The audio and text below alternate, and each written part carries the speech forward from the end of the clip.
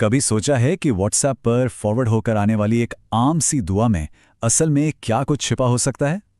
आज हम एक ऐसी ही बहुत मशहूर इस्लामी दुआ की परतें खोलने वाले हैं, जो डिजिटल दुनिया में तो खूब घूमती है, पर उसका मतलब शायद हम उतना नहीं जानते। चलिए इसके गहरे मतलब को समझते हैं। ये इस दुआ की शुरुआत है और सोचिए इसमें मांग कितनी बुनियादी लेकिन कितनी गहरी है, इस दुनिया में भी भलाई और आने वाली दुनिया में भी। ये जो शुरू के शब्द है ना, ये एक तरह से पूरी दुआ का कह सकते हैं सार तय कर देते हैं। ये उस उम्मीद को सामने रखते हैं जो शायद हर इंसान के दिल में होती है। तो आगे बढ़ने से पहले 1 मिनट रुककर ये समझते हैं कि दुआ है क्या। देखिए, ये सिर्फ कुछ शब्द नहीं है, ये ईश्वर के साथ एक सीधी, एक बहुत ही पर्सनल बातचीत है। ये इबादत का वो तरीका है जो इस पूरी प्रार्थना को इतनी ताकत देता है। अच्छा, अब आते हैं इस दुआ के एक बहुत ही दिलचस्प पहलू पर, वो ये कि इसे बनाया ही गया है शेयर करने के लिए, खासकर हमारे आज के डिजिटल ज़माने में। और यहाँ कुछ कमाल का होता है, ये दुआ खुद ही कहती है कि इसे आगे भेजो। तो ये सिर्फ एक निजी इबादत नहीं रह जाती, बल्कि एक सामूहिक अनुभव, एक कम्युनिटी एक्सपीरियंस बन जाती है। ये एक तरह से एक न्योता है, जिसमें दूसरों को भी इस आध्यात्मिक सफ़र में शामिल होने के लिए कहा जा रहा है। तो शेयर करने की इस अपील से अब हम दुआ के असल कंटेंट में उतरते हैं, और इसकी शुरुआत होती है ईश्वर की तारीफ से, यानी प्रशंसा की एक बहुत मजबूत नींव के साथ। देखिए, कोई भी मांग रखने से पहले ये दुआ ईश्वर की ताकत और उसके गुणों को मानती है। उसे कायनात का शहंशाह, जिंदगी और मौत का मालिक और बीमारियों से शिफा यानी इलाज देने वाला बताया जाता है। ये एक तरह से उस रिश्ते की बुनियाद रखना है जिसमें आगे कुछ मांगा जाएगा।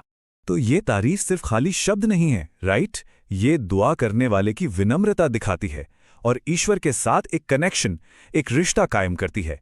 ये कहने जैसा है कि मैं आपकी महानता को पहचानता हूं, और इसी मजबूत बुनियाद पर आगे की मांगें रखी जाती हैं। ईश्वर की प्रशंसा के बाद ये दुआ अपने सबसे गहरे और कह सकते हैं इमोशनल मोड पर आती है, पछतावा, यानी अपने गुनाहों की माफी मांगने की प्रक्रिया। ये हिस्सा बहुत पावरफुल है, क्योंकि इसमें कोई बहाना नहीं है। यहाँ दुआ करने वाला बिना किसी लाग लपेट के अपनी गलतियों और कमजोरियों को कबूल करता है। ये दिल से निकली एक सच्ची स्वीकारोक्ति है, जो बहुत गहरी विनम्रता को दिखाती है। और ये जो माफी मांगने का तरीका है ना, इसका एक पूरा प्रोसेस है, जिसे तौबा कहते हैं। पहला स्टेप अपनी गलती मानना, दूसरा उसे खुले दिल से पूरी तरह कबूल करना, और तीसरा ईश्वर की रहमत यानी उसकी दया और करुणा पर भरोसा करते हुए माफी की उम्मीद करना। ओके, तो पहले तारीफ हुई, फिर माफी मांगी गई। अब आता है दुआ का वो हिस्सा जहां मांगने वाला अपनी ज़रूरतों, अपने डर और अपनी उम्मीदों की एक लंबी लिस्ट पेश करता है। और यहां हम देखते हैं कि ये दुआ कितनी कंप्लीट है। एक तरफ ये कर्ज और बीमारी जैसी दुनियावी परेशानियों से सुरक्षा मांगती है, तो दूसरी तरफ हलाल कमाई और सेहत जैसे आशीर्वाद भी। ये जिंदगी के लगभग हर पहलू को छू लेती है, और शायद यही वजह है कि ये इतनी आसानी से शेयर की जाती है, क्योंकि इसमें हर किसी के लिए कुछ ना कुछ है। और हाँ, मांगे सिर्फ इसी दुनिया तक ही सीमित नहीं है। ये स्लाइड आखिरत यानी मौत के बाद की जिंदगी से जुड़ी कुछ बहुत गहरी उम्मीदों को दिखाती है। जैसे पुल सिरात, जो इस्लामी मान्यता के अनुसार जहन्नुम के ऊपर बना एक पुल है, उसे बिजली की तेजी से पार करना, या फिर बिना हिसाब किताब के सीधे जन्नतुल फिरदौस यानी सबसे ऊंचे स्वर्ग में जगह पाना। ये पॉइंट्स दुआ करने वाले के विश्वास की गहराई को दिखाते हैं।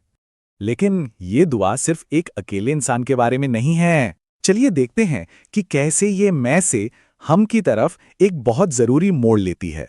इस बदलाव को समझने के लिए हमें एक शब्द को समझना होगा, उम्मत।